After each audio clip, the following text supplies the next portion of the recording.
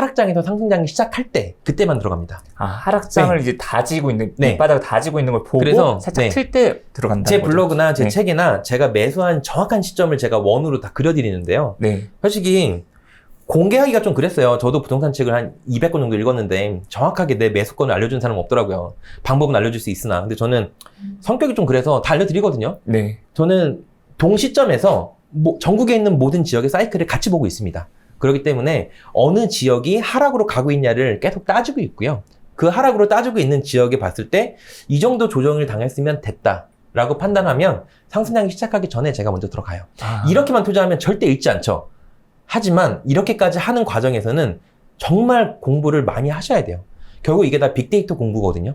빅데이터라고 하면 거시적인 흐름도 읽을 수 있어야 되고요. 그 다음에 통계적으로, 이 통계라고 하면 어려운 통계가 아니라 지금 투자자가 움직이고 있는 곳이 어딘가, 이거를 파악하는 게 제일 중요하다고 생각을 해요. 그 움직이는 것이 모르면 사실상 투자하는데 굉장히 어렵거든요. 근데 투자자가 어떻게 흘러가고 있다는 거를 눈으로 보면은 그 전에 자기가 먼저 좀만 들어가면 돼요. 이렇게 하면 절대 잃지 않습니다. 그럼 바닥을 다지고 네. 있다가 올라가는 시그널 있잖아요. 이걸 어떻게 네. 좀 볼 수 있을까요? 뭐 여러 가지 시그널이 있어요. 사실 그 네. 가장 쉬운 시그널이긴 해요. 근데 네. 물론 일반인이 보고서 무서워서 못 들어가죠. 아무리 공부를 하시더라도. 맞아. 뭐 저는 부동산 지인을 잘 사용하는데요. 뭐 당연히 거래량이 폭발을 합니다. 그러니까 주식이랑 똑같아요. 주식에서 거래량이 폭발을 하면 누군가 매집을 하고 있는 거잖아요. 바닥에서. 네. 고점에서 폭발하면 끝나는 거고 바닥에서 매집을 하면 네. 결국에는 누군가 매집을 하는 건데, 결국 특히나 거래량을 봤을 때는 저는 그 외지인 거래량으로 따로 살펴볼 수가 있어요. 지표가. 그 외지인 거래량을 봤을 때 만약에 어떤 특정 시에 한 100건 정도가 평균적으로 일어나는 지역인데 갑자기 200, 300으로 올라간다 라고 하면 여기에는 뭔가 호재가 있다. 이렇게 외지인이 들어오는 건 이유가 있다. 그게 싸서든 아니면은 투자 원칙에 맞아서든 뭔가 있다라고 먼저 판명을 해야 되고요. 그렇게 거래량이 들어오고 보면 자연스럽게 시장 강도와 시세가 뜹니다. 왜냐면 현재 나와 있는 것 중에 괜찮은 매물들은 이미 거래량이 실리면서 다 빠져나왔기 때문에 매도자가 선택할 수 있는 거는 배액 배상해서 그냥 내 거 거래를 취소하거나 또는 호가를 올려서 다시 내놓는 거죠. 호가를 올린다는 얘기는 실거래가가 올라간다는 얘기거든요. 네. 왜냐하면 매수세가 붙었으면 결국엔 올린 호가로서 거래가 체결되기 때문에 매매 가격이 올라요. 그러니까 이런 부분들. 근데 이런 부분이 선행이 되려면 크게 봤을 때는 공급량이 없어야 되고, 네, 그 다음에 미분양도 없어야 되고, 이런 지표들을 이제 살피면서 지켜보고 있어야죠. 아, 그러면 이제 지방 투자를 할 때 네. 그러면 가장 중요하게 봐야 될 요소 같은 게 있을까요? 아까 그런 이제 네. 지표들도 많이 말씀드렸었는데, 이게 뭐 실거래량, 네. 그 다음에 매물이 줄어들고 있는 곳, 매물이 쌓이고 있는 곳이 아니라 매물이 지속적으로, 그러니까 매물이 줄어든다는 얘기는 몇 달 뒤에 지나면 그 매물에 줄어들고 있는 양이 다 실거래로 네. 찍혀버리고 바뀌어버리거든요. 아, 네이버 부동산에서 직접 계속해서 보는 게 아니라. 네, 근데 매물 증감은 무료로 아파트 실거래가 어플에서 매일매일마다 바뀌어요. 매일마다 바뀌고 연 단위, 그 다음에 뭐 월 단위, 그 다음에 일 단위로 다 있기 때문에 네. 어떤 지역을 특정해서 보시다 보면은 아, 매물이 줄어드는구나. 그러면 앞으로 이제 실거래가 찍히겠구나. 이런 부분들을 먼저 판단을 하셔서 그건 손품에 대한 부분인 거고요. 네. 실제 그 후엔 이제 발품을 팔러 그 지역에 가셔야죠. 그 지역에 가셔서 동태를 살피시는 거예요. 왜냐하면 내가 봤던 현상이 맞나, 투자자가 과연 들어오고 있나, 이런 부분들을 실제 부동산에서 앉아 있다 보면 부동산 사장님께서 바빠요. 네. 바쁘고 전화해서 내가 보고 있는 물건을 어떤 투자자가 전화해서 계좌 달라고 해요. 그럼 사장님, 제가 쏠게요. 그때 딱 끊고. 그쵸. 네. 이게 왜냐면 공급과 수요의 문제입니다. 네. 우리가 아파트 분양권이라고 하면 피가 올라갈지 어떻게 알아요? 경쟁률이 높으면 올라가요. 왜? 공급과 수요의 문제예요. 내가 그 금액으로 그 금액으로 살 사람이 1대1이 아니라 만약에 10대1, 50대1이라고 하면 이미 그 넘쳐나는 분들은 그 금액 이상으로도 살 수 있는 상황인 거잖아요. 정확히 공급과 수요로 그걸 볼 수 있는 건데, 아까 부동산에서 말씀드린 것처럼 내가 봤던 매물이나 그 단지들을 여러 투자자들이 전화해서 산다라고 서로 난리를 쳐봐요. 그러면 똑같아요. 이미 수요가 있는 거예요. 그럼 내가 빨리 사버리면 되는 거고요. 그러니까 아까 손품을 해서 어느 정도 확인을 하고 네. 발품을 팔아서 내가 손품을 한 게 맞다라고 했을 시에는 즉각적으로 결정을 내려야죠. 보통 여기서까지 결정을 안 내립니다. 이 결정 낸 거랑 안 내린 거의 차이가 그때 샀어야 되는데. 그때가 맞았네. 그때가 맞았네. 내가 투자를 좀 할 줄 알았네. 이때 때였네. 내 지인이 그거 사라고 얘기해줬는데, 좀 뭐 이렇게 했는데, 결국 걘 돈 벌고 난 못 번 게 그 실행력의 차이가 결국 갈랐네. 이렇게 다 됐거든요. 그러니까 결국 하나를 마무리 짓는다는 거, 아무리 물이 뭐 99도로 해도 안 끊잖아요. 1도. 그게 결국에는 매매, 계약서. 내가 OTP에서 내 돈을 뽑느냐, 안 뽑느냐. 계약서를 체결하느냐, 안 체결하냐. 왜냐면, 간단하게 생각해서 내가 그게 정말 두려워요. 계약하는 게 두려워요. 떨어질까봐 두려워요. 그러면은, 이렇게 생각하시면 돼요. 현지에 가서 부동산에 가서 그 물건의 수요료가 굉장히 많다라고 결정하시면, 100배상 받을 수도 있잖아요. 내가 그냥 계약금 1,000만 원 놓고, 잔금 치기 전에, 만약에. 오르면. 매도자 입장에서, 막 1억짜리 물건이, 1,000만 원이 계약금일 테니까 2,3천만 원이 이제 잔금 때까지 올라버리면 매도자는 파는 게 더 유리하잖아요. 네. 그러면 100배당 받을 수 있죠. 그럼 잘 생각해 보세요. 수익률이 1,000만 원 넣어서 1,000 받을 확률이 주식으로 하면 쉬워요? 쉽지 않죠. 말이 안 돼요. 100% 오르는 거 쉽지 않습니다. 진짜 사람이. 코인 넣어보세요. 이것도 쉽지 않아요. 저도 다 하는데 어려워요. 진짜 어려워요. 오히려 읽기가 더 쉽지. 어려운데 만약에 부동산 같은 경우에는 진짜 내가 만약에 멀리 봐서 너무 두렵다 라고 하신 분들은 어차피 그 물건은 그렇게 수요가 생겼으면 멀리 봐서도 돈을 벌 것이고요. 짧게 보셨어도 돈을 벌 거예요. 네. 결국 준비를 잘 해놓고 실행으로 옮기는 마지막 단추 하나가 중요한 거네요. 그렇죠. 그럼 지금 만약에 3,000만 원을 가지고 있을 때 지방에서 좀 똘똘한 한 채를 매수할 수 있는 곳이 있을까요? 지방에서 똘똘한 한 채라면 사실 지방 사이클이 19년에 반등한 지역이 있고요. 20년에 반등한 지역이 있어요. 근데 지방 사이클은 보통 5년 상승, 3년 하락 이렇게 말씀 얘기를 하는데요. 그게 이제 건설업이랑 관련된 거거든요. 왜냐하면 건설업체 자체가 하락에서 상승으로 이제 치고 들어간 그 시점에 분양을 때리는 게 아니라 보통 한 2년, 3년 성숙한 후에 이제 분양을 하는 게 기본이에요. 분양이 잘 될 때. 그래야 분양가를 높게 때릴 수가 있으니까. 결국에는 마진율이 그 사람들은 가장 우선순위이기 때문에 어느 정도 상승장에 타고 2년, 3년 지나서 왜냐면 갈아타기 수요도 내 물건이 안 오르면 못 갈아타잖아요. 맞아요. 근데 2, 3년 동안 내가 상승 물건이 있고 이 정도면 충분히 신축으로 갈아탈 수 있겠는데? 라고 해서 분양을 완판시키기 위해서는 보통 그 정도를 따지거든요. 근데 우리가 건물 짓는데 3년 걸리잖아요. 네. 그러니까 사이클이 5년 보통 만들어지는 거예요.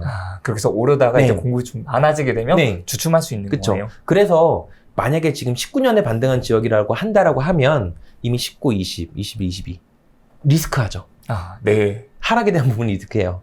그런데 21년에 반등한 지역들도 있어요. 사이클이 정말 잊었던 지역들. 네. 그런 지역들은 지금 어차피 상승한 지가 1년밖에 안 됐잖아요. 요런 지역에 대장주나 준신축이나 뭐 이런 부분들 만약에 뭐 취득세가 어차피 지방 같은 경우라고 하고 비조정이면 두 번째 주택도 1%잖아요. 네. 네, 1%니까 그런 분들은 대장주나 준신축 위주로 가시고 내가 만약에 3주택 이상 가지고 있다라고 하면 비조정이라고 하더라도 이제 8%, 12% 이렇게 돼버려서 그런 분들은 결국 들어갈 수 있는 부분이 12%짜리는 들어가기 쉽지 않을 거예요. 3천만이라고 하면 취득세만 3천만이니까 결국에는 또 공시가격 1억 이하를 뒤지기 시작할 거거든요. 근데 공시가격 1억 이하도 테마가 벌써 2년째 지속되고 있어서 요런 데 들어가신다라고 하면 정말 급매이거나 아니면 눈을 좀 내리셔야 돼요.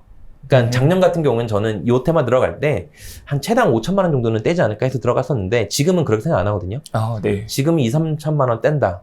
다만 우리가 세전 세후를 잘 따져봐야 되거든요. 근데 종부세 구간이 높으신 분들은 세전 3천만 원을 뗀다라고 가정했을 시에 종부세 구간으로 2년을 따져야 되잖아요. 보유를 개인으로 하려면 일반가사 되려면 그러면 그 2년 동안의 세금, 양도세 근데 양도세도 파실 게 많은 분들은 합산가세를 하셔야 되기 때문에 양도세 구간도 높아질 수 있을 거예요. 그러면 3천을 벌어서는 사실상 내 리스크 대비 남는 게 없을 수 있어요. 수지타산이 안 맞는 안 맞을 수 있어요. 그래서 아까 말씀하셨던 부분들은 개인의 차가 좀 있어요. 종부세, 보유세 이런 부분들이 뭐 별로 상관이 없으시다라고 하면 지금도 상승 사이클이 아직 그래도 상승장으로 2, 3년 남아있는 반등 늦게 한 지역에 가셔서 뭐 3천만 원짜리 여러 개 가시면 되는 거고 근데 그게 아니고 이미 어느 정도 보유 물건도 좀 있으시고 세금이 좀 문제가 있으신다는 분들은 오히려 이건 좀 더 기다려 보시는 게 나을 것 같고요. 그럼 혹시 21년에 이제 좀 상승을 했던 지역에 대해서 좀 말씀 주실 수 있나요? 이런 지역으로 따졌을 때는 뭐 사실 마산 진해 여기가 유명했죠. 늦었어요. 왜냐면 마산은 네.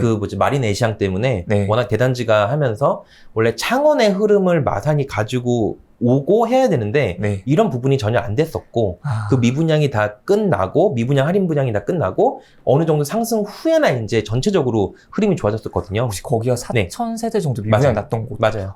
할인 분양도 많이 했었고 저도 네. 옛날부터 보였었는데 네. 어쨌든 이제 마산 진해가 이제 작년 정도였고 충남 같은 경우에는 서산이 되게 늦게 반등했거든요. 네. 근데 물론 서산은 인구수가 17만밖에 안 돼요. 그래서 정말 어느 정도 인구수를 감안해서 투자하시는 분들, 왜냐면 인구수가 되게 적으면 리스크 있다고 생각하시는 분들 많이 있거든요. 네. 저 또한 그랬어요. 저 또한 1억 이하는 인구 50만부터 시작을 해서 30만까지 내려오고 계속 내려오다 보니까 10만 밑으로는 안 가고요. 네. 제 마지노선이 약간 이제 거제 25만이라든지 네. 충주 20만, 네. 서산 17만 요 정도. 17만이 마지노선이에요. 네. 그다음에 경북으로 따졌을 때는 구미가 가장 늦게 했고요. 왜냐하면 포항이나 경주나 안동이나 이런 데가 먼저 했거든요. 그래서 구미 뭐 이런 부분도 그래도 아직 사이클이 가장 늦었던 지역으로 제가 생각하고 있어요. 구미랑 대구랑 좀 가까이 있잖아요. 가까이 있죠. 다 네. 영향을 주고 받습니다. 그래서 요즘 뭐 이상한 오히려 동대구역보다 구미역이 더 비싸다 뭐 이런 얘기도 많이 해요. 왜냐하면 대구역이 많이 떨어졌기 때문에. 그래서 네. 그런 부분도 당연히 영향을 미치거든요. 경북권은 대구도 영향을 미치고요. 울산도 영향을 다 이렇게 미쳐요. 네. 왜냐면 상하가 굉장히 잘 나야 되거든요. 그러니까 대구, 포항, 구미, 그 다음에 경주, 안동. 요렇게 굉장히 많이 이렇게 지역별로 흐름이 있어요. 네, 흐름이 있어서 당연히 이걸 주고받을 수밖에 없는 상황이긴 해요. 주고받을 상황밖에 없긴 한데 그래도 구미가 아직 저렴하겠다고 저는 생각을 합니다. 네. 그럼 만약에 대구로 매물로 보시면 또 공시가격 1억 이하도 많이 있고요. 단지 자체가. 네. 그러면 만약에 대구가 좀 흔들리게 되면 네. 좀 구미 쪽도 흔들릴 수가 있을까요? 그것 당연히 저는 연관이 더 있기 때문에 그런 네. 부분은 경북 지역이 약간 리스크라고 저는 생각을 해요.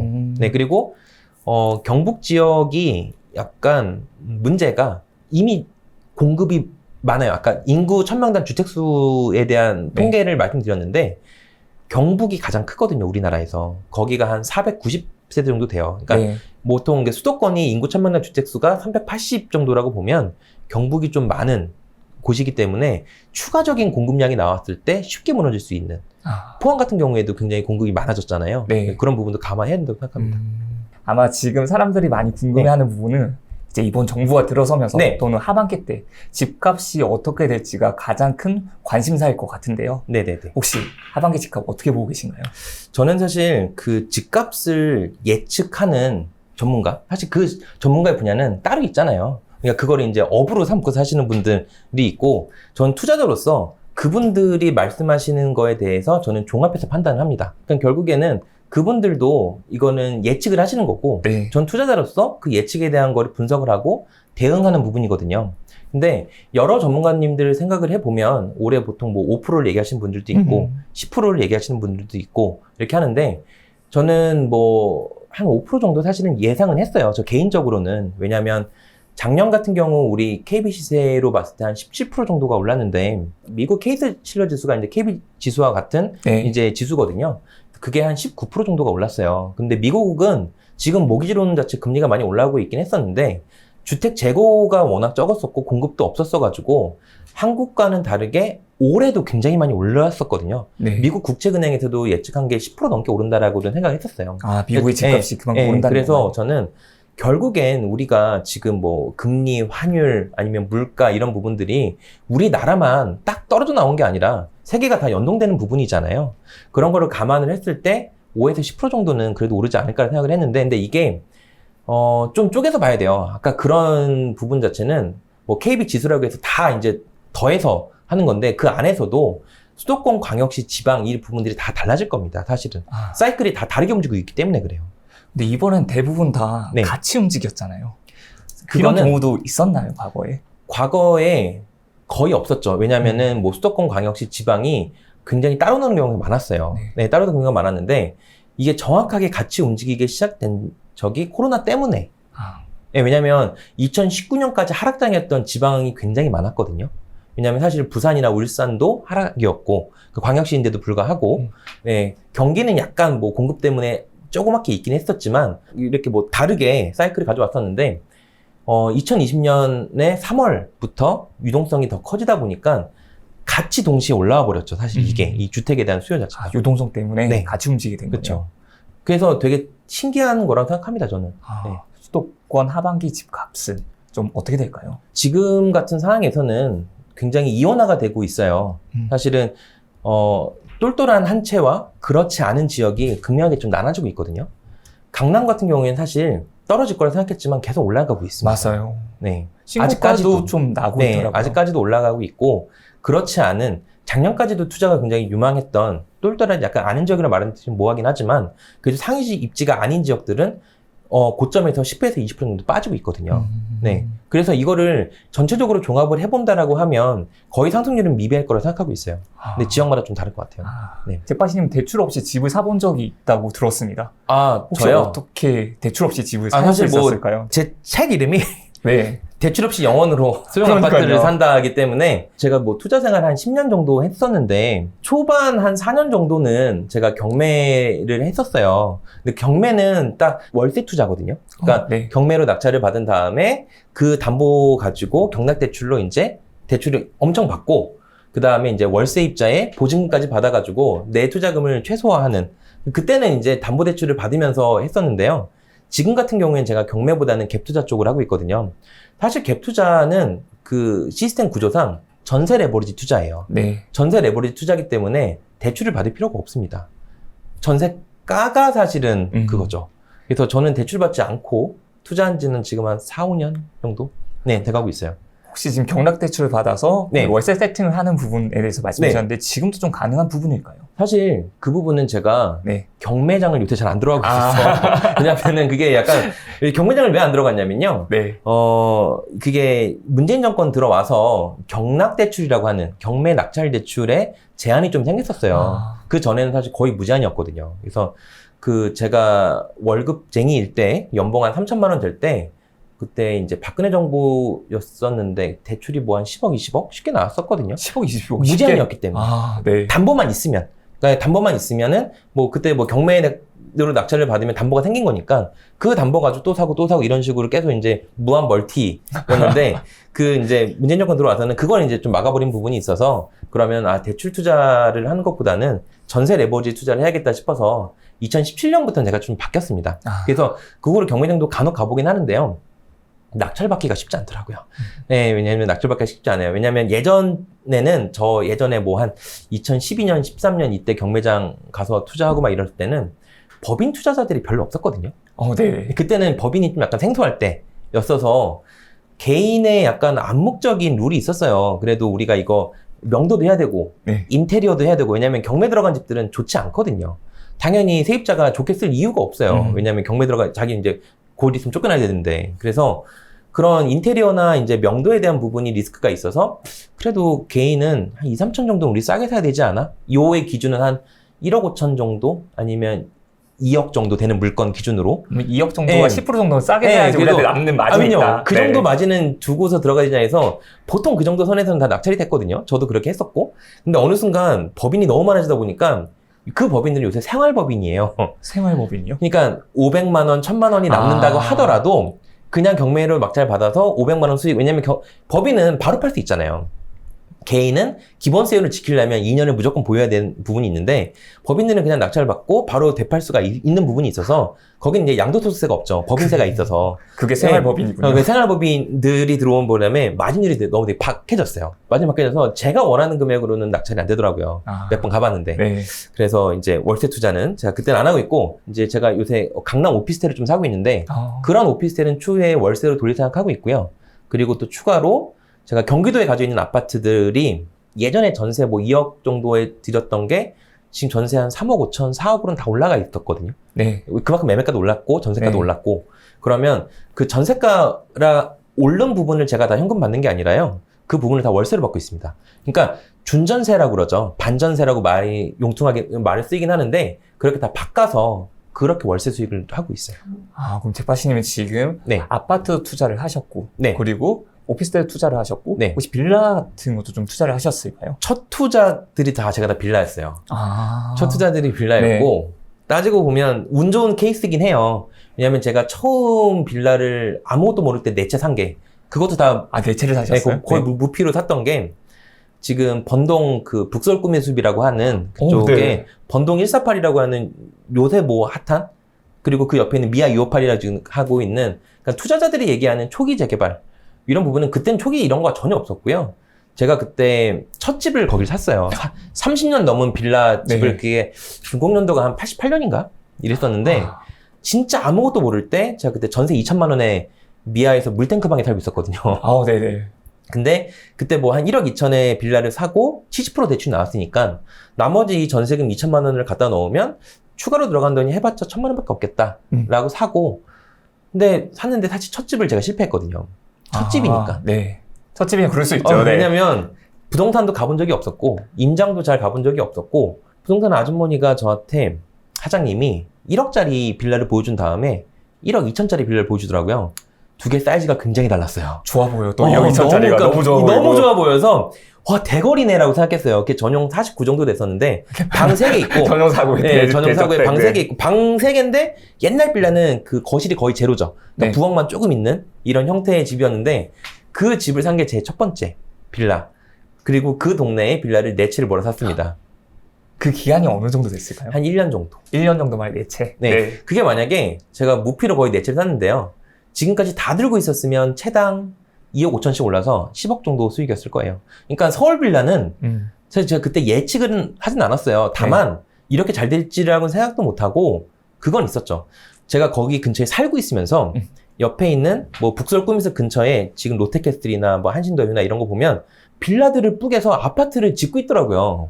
제가 거의 한 10년 살았거든요. 근데 이렇게 빌라를 뿌개서 아파트 짓는 거 보고서 여기가 뿌개면 쟤도 나중에 영향은 있겠는데? 라고 생각을 했어요. 근데 그때 당시에 만약에 이 빌라를 투자했을 때 저는 무피 투자를 우선적으로 했다고 했잖아요. 네. 그 이유는 돈이 없어서 한 거예요. 돈이 있었으면 안 했을 거예요. 직장인이었고 뭐 월급도 너무 못 받았기 때문에 무피 투자를 했는데, 만약에 그때 그 서울 빌라를 제가 만약에 싸게 한 경매로 제가 한 5천만 원에 산 게 지금은 3, 4 가거든요.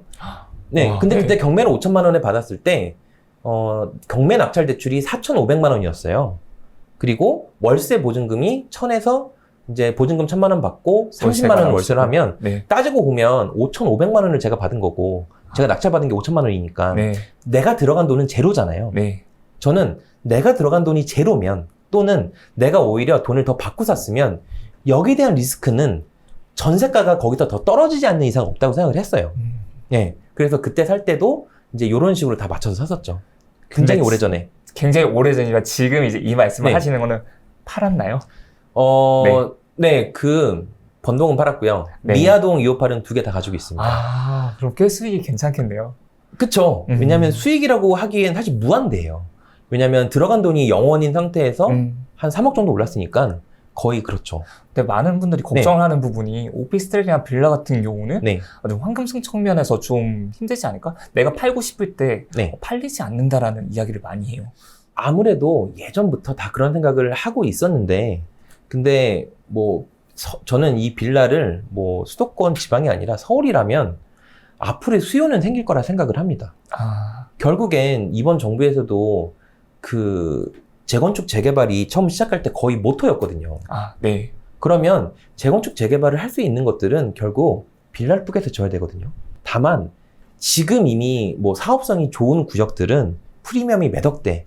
그래서 내 투자금이 절대 뭐 직장인으로서는 나올 수 없는 투자금이라서 들어갈 수가 없죠. 그래서 지금 빌라를 만약에 들어가셔서 돈을 진짜 적게 들어가시려면 사업성이 오히려 없는 데를 들어가셔야 되거든요.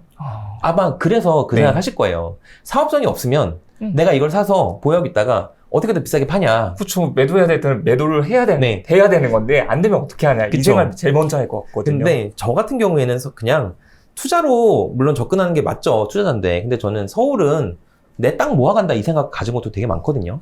땅을 모아간다? 왜냐면 서울에 공시지가, 그러니까 우리나라에서 인정하는 땅의 가격, 공시지가는 1년에 10% 이상씩 올라가고 있어요. 올해만 하더라도 강남구 기준으로 13%가 올랐고요. 서초구도 한 12% 올랐고, 그래서 제가 오피스텔을 사거나 뭐 빌라를 사거나 이런 것들은 그냥 땅을 5평, 뭐 오피스텔은 되게 작아요. 2평, 1평 이렇게 모아간다 생각하고 있고, 작년 같은 경우에, 그러니까 빌라는 제가 아까 얘기했던 것들은 굉장히 옛날 얘기라서 지금이랑 좀 안 맞는 얘기가 있을 수 있어요. 또 투자해놓은 게 제 생각 이외로 너무 잘 됐고. 네, 그래서 옛날 얘기인데, 1년 전에 제가 샀던 빌라 자체는 그냥 역세권 플러스 중공업 지역. 네. 네, 서울에서 중공업 지역이 한 면적으로 따졌을 때는 3.3% 정도가 돼요. 크진 않죠. 크진 않아요. 그러니까 우리가 알고 있는 성수동, 여기 너무 가장 상위 지역인 거고요. 네. 중공업 지역에서도 상위 지역인 거고, 영등포나 구로, 그 다음에 창동, 그 다음에 9호선 쪽에 이제 뭐 증미역이나 둔청역, 이쪽에도 중공업 지역이 있거든요. 네. 그래서 그런 부분에 중공업 지역이라고 하면 예전에 빌라들이 다 용적률이 250%에 맞춰서 졌어요. 더 옛날에 지은 것들은 용적률 200 이하도 되게 많거든요. 근데 중공업 지역에서는 그 이전 이제 국토부 장관 하신다는 분 지금은 없지만 그분 자체도 뭐 중공업 지역에 그리고 윤석열 정부의 공약이기도 했어요, 사실은. 중공업 지역에서 인센티브를 줘서 이제 그 땅에 용적률을 더 높여서 짓게끔 하겠다. 이런 부분이 있어서 그러면 이런 데 빌라 사놓으면 괜찮지 않을까? 진짜 말 그대로 땅 모아간다는 생각으로. 그래서 작년에 제가 그런 아까 말씀드렸던 지역 중에 하나를 샀죠. 2채나. 그때도 한 1,000만 원 정도 들였거든요. 그 1,000만 원 들었으니까 이게 뭐 들어간 돈은 1,000만 원이기 때문에 앞으로는 그냥 좀 더 지켜본다? 당장 뭐 2년 뒤에 무조건 팔아야 돼. 아, 그건 아니죠. 더 늦게 팔아야 돼. 왜냐면 저는 법인 투자자가 아니에요. 네. 개인 투자자라서 무조건 내가 빠른 시일 안에 이거를 수익을 더 붙여서 누구한테 팔거나 이런 생각이 별로 가지지 않아요. 전 그래서 그런 법인 투자자가 아니기 때문에 오히려 개인 투자자로서 이거는 우선 사놓고 앞으로 그냥 계속 들고 가다 보면 좋은 일이 있을 거고. 네. 아, 그럼 그 빌라들이 네. 아파트가 될 수 있을 거라고 보고 있는 거죠? 그거에 대한 가능성은 희박하지만. 아, 희박하지만. 네, 희박하지만 제가 산 금액보다는 오를 거라는 생각을 하고 있고 또 혹시나 안 된다고 하더라도 왜냐면 제가 갔던 한 빌라들 자체가 이 양쪽 옆으로 다 이미 자체 재개발을 했어요. 통 재개발이 아니라 뭐 옛날 빌라들 한두 동 뿌개가지고 네. 거기다 보통 오피스텔 같은 거 근린생활시설이나 이런 거 많이 짓거든요. 왜냐면 오피스텔은 이제 그 주거용이 아니기 때문에 용적률을 봤을 땐 250이 아니라 400까지도 지을 수가 있어요. 그러면 이제 그 업자들이 굉장히 그 땅을 가지고서 250%에서 400% 더 짓고 하면 남을 수 있거든요. 그런 것도 감안을 한 거죠. 노후도랑. 그러니까 자체 재개발도 예상을 한 거예요. 저 같은 경우. 혹시 안 될 경우. 그런 지역들을 어떻게 좀 알 수 있을까요? 그렇게 좀 개발이 될 수 있을 거다. 아파트로 변할 거다. 이런 데보다 사실 좀 쉽진 않죠. 이 방법은 사실은 굉장히 그 보는 눈이 좀 있어야 되긴 할 텐데 저 같은 경우에는 그러니까 간단하게 접근을 했었어요. 왜냐면은 역 근처 너무 간단하잖아요. 역세권. 네, 역세권. 그다음에 저는 또 이슈가 그때 한참 테마가 중공업 지역이 있었기 때문에 여기랑 이렇게 연결돼 있거든요. 역세권이기도 하면서 중공업 지역이기도 한 뭐 이런 지역을 또 찾았죠. 찾다 보니까 내가 들어갈 수 있는 데가 되게 한정되어 있더라고요. 왜냐면 아까 말씀드린 성수 이런 데는 빌라 들어간다고 해도 굉장히 비싸요. 갭 자체가 너무 커서 저는 갭을 진짜 최소한 투자로 10년 동안 해왔고 제가 10년 동안 투자하면서 들어간 돈이 5억밖에 안 돼요. 아, 10년 5억밖에 안 되는 거예요? 그거 가지고 60채를 샀거든요. 그러니까는 5억으로 60채요? 네, 근데 여기 안에서도 그럼 네가 가지고 있는 게 다 쓸모없는 거 아니냐고 얘기할 수 있는데 그 안에서는 준신축, 그러니까 준공연한 10년 이내 것도 한 10채 이상 되고요. 서울 수도권의 아파트나 뭐 이런 것도 한 20개 가까이 돼요. 그렇기 때문에 뭐 저는 최소한의 비용으로 사이클에 맞춰서 그 들어가는 게 제 투자 방법이었어요, 사실은. 가성비 있는 투자네요. 정말 가성비 있는 투자죠. 네. 근데 이렇게 할 수밖에 없었던 이유 자체가 내가 5천이 없으니까.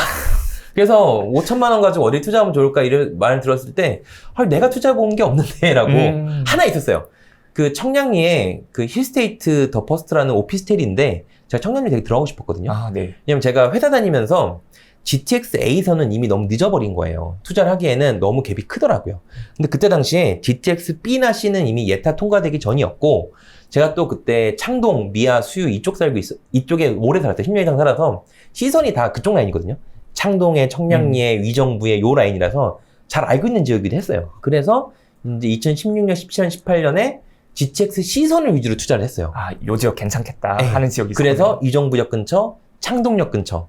그래서 뭐 창동역 근처 아파트, 빌라, 뭐 오피스텔 이런 것도 다 가지고 있고 여기서 근데 그 밑에 청량리인데 더 이상 들어갈 수가 없는 거예요. 너무 좋아졌잖아요. 도시 자체가 너무 좋아졌잖아요. 근데 그 오피스텔 자체는 이제 분양가의 10%만 있어도 된다라고 하길래 또 저는 투자자로서 이것저것 다 하는 것도 되게 좋아해요. 그래서 제가 오피스텔도 있다 그랬고, 네. 빌라도 있다 그랬고, 뭐 아파트 분양권도 있고, 이것도 그냥 제 주특기는 아니지만, 그래도 부동산 투자하는 사람 입장에서는 다 해봐야 누가 나한테 물어봤을 때 답변이라도 하지 않을까. 그래서 청량리를 제가 분양권을 줍줍을 했습니다. 물론, 의정부 2개 팔고 들어왔거든요. 아, 매도하고 들어가신 거예요? 의정부 2개 팔고 들어왔는데, 팔자마자 급등하더라고요. 의정부가. 네, 의정부가. 전 그래서 그 전까지만 해더라도 제가 의정부 그 물건을 2개를 네. 한 4년 들고 있었는데, 야, 이렇게 안 오를 수 있나라고 생각을 4년 했는데. 동안 안 올랐는데. 이렇게 안 오를 수 있나 기다렸는데 생각했는데. 내가. 아, 이게 그 청량리 들어가는 순간 급등을 해버려서 네. 이 청량리 물건이 그렇게 많이 오르지 않는 이상 전 큰 의미가 없지만, 네. 뭔가 상위 지역에도 좀 하나라도 발거쳐놨다. 플러스 공부했다. 아. 왜냐면 이 공부라는 게 되게 중요한 게 저는 맞아. 오피스텔이나 아파트나 제 투자 원칙이 있거든요. 그러니까 딱 제 투자 원칙이 들어온 것만 사요. 딱 계산을 제가 먼저 해보고. 근데 이 투자 원칙을 만들려면 사실은 많은 매매를 해봐야 돼요. 경험을 해봐야 돼요. 경험을 해봐야 돼요. 그러니까 내가 옛날에 샀던 거, 불이익 때 샀던 거 딱 보면서 이거는 사는 게 아니었구나. 이거를 이때 이거 말고 다른 걸 샀어야 돼. 이런 것들을 계속 거의 뭐 뼈에 새기는 거죠. 자기도 원칙에 새기면서 내가 실패했던 경험들을 다 이제 없애버리고 이제 좋았던 경험들만 다 모아놓고 이렇게 하는 건데, 그래서 이런 경험들이 저는 되게 중요하다고 생각하는 게 아까 처음 말씀드렸던 것처럼 공부만 하시는 분도 있다 했잖아요. 네. 근데 공부만 하면 요 경험이 안 쌓여요. 예, 그래서 그 매매를 많이 해보면 내가 실패한 경험도 쌓이고 잘한 경험도 쌓이고 이렇게 해서 이제 투자 원칙을 만들어가는 거죠. 아, 그럼 혹시 네. 아파트를 투자할 때 선호하는 평형 같은 게 있을까요? 제가 아파트는 한 20몇 개가 있는데요. 네. 다 25평 계단식 아, 또는 32평 계단식이에요. 요거밖에 없어요. 계단식이. 네. 복도식은 하나도 없습니다. 혹시 그렇게 그것도 했던 이유가 있을까요? 투자 원칙이에요. 아. 제가 의정부 샀다는 거 얘기했잖아요. 네네. 그 의정부가 복도식이었어요. 근데 그 복도식이 3년 동안 안 오르길래 복도식은 안 오르는가 보다라고 근데 이제 생각을 해서 올랐잖아요. 네, 그쵸. 올랐죠. 그래서 그때 또 마음을 또 먹은 게 수도권은 복도식이 다르다. 아, 왜냐면 제가 그때부터 복도식을 안 사고 계단식만 20몇 개 산 게 네. 제가 산다라고 생각을 했을 시에, 그러니까 수요를 본 거죠. 내가 만약에 수요를 생각했을 때 계단식 살까 복도식 살까 그러면은 당연히 계단식 사는 게 좋잖아요. 복도식보다는 아무래도 네. 이것저것 해봤을 때. 그래서 그 후로부터 샀는데요. 또 마음을 또 아까 바꿔먹은 게 너무 많이 오른 지역들 같은 경우에는 복도식이라도 수요는 있다라고 생각을 해서 지금 마음을 좀 바꾸긴 했는데요. 그래도 지방은 무조건. 아, 계단식으로 본 거. 그리고 최대한 크게. 저는 그래서 구평이 서울이나 경기 기준은 그래도 25평 가장 네. 뭐 많이 하니까 그거라고 생각했는데 지방은 또 32평은 돼야 되더라고요. 아무래도. 왜냐면 가격도 큰 차이가 없고 또 그 비용도 그렇게 크지 않고 하다 보니까. 아, 수도권이랑 지방이랑 네. 좀 다르게 보시는 거군요. 서울은 아무래도 집약되어 있잖아요. 네. 지방은 그 상대적으로 이제 좀 집약되어 있는 것보다는 평수를 크게 쓰죠. 좀 거기에 사는 세대원이 적더라도 하더라도. 그래서 거래가 잘 되는 것들을 위주로 생각해 봤을 때 저는 이제 그렇게 모으고 있어요.